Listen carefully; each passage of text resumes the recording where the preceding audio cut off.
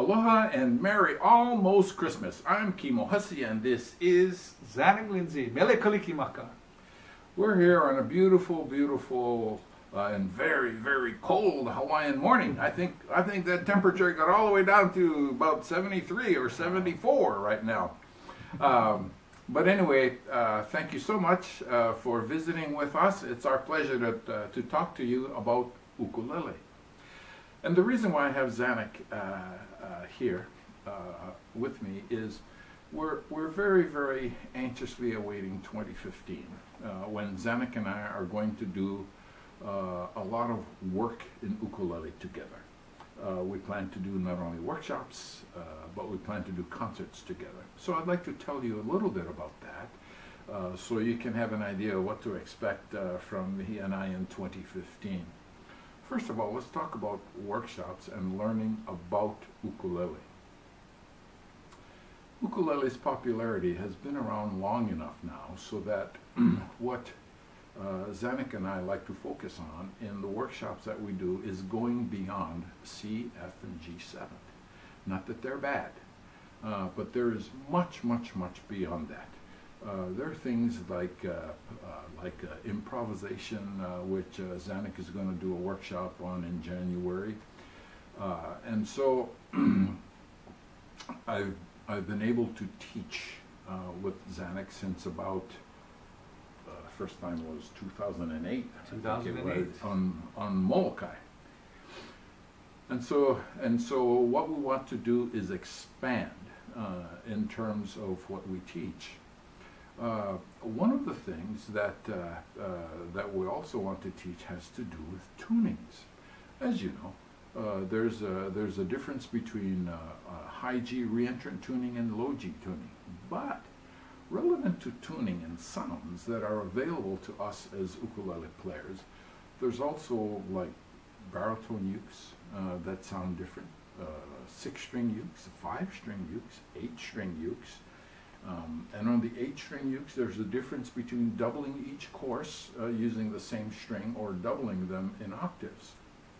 Along with that is knowledge of instruments, because ukulele's popularity has caused a lot of people to come out from the woodwork, and these people are making wonderful, wonderful instruments that we don't know about. So one of the things Zanuck and I are going to do is to go find out about these instruments, find these people who are quality makers like Jay Lichty and John Kennard, and play their instruments in concert, use those instruments in workshops so that we can learn about those instruments. You have opportunity to listen to them, and that way we both can grow. You want to tell us a little bit more about instruments? This is a brand new development in the ukulele family, and it's called a kiku. And that's a beautiful Hawaiian word for independent. It's sort of a name that implies a rebellious stance. And that's a perfect character description of this uk.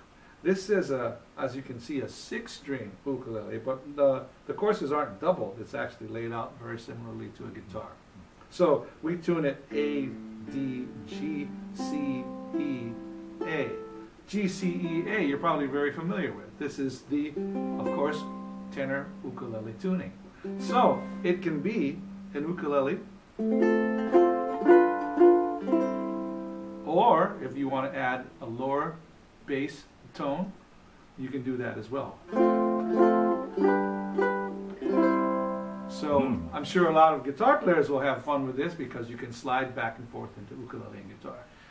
And one of the things Zanuck and I get to do is to play instruments in ensembles. So there are not too many ukulele players who play in duets.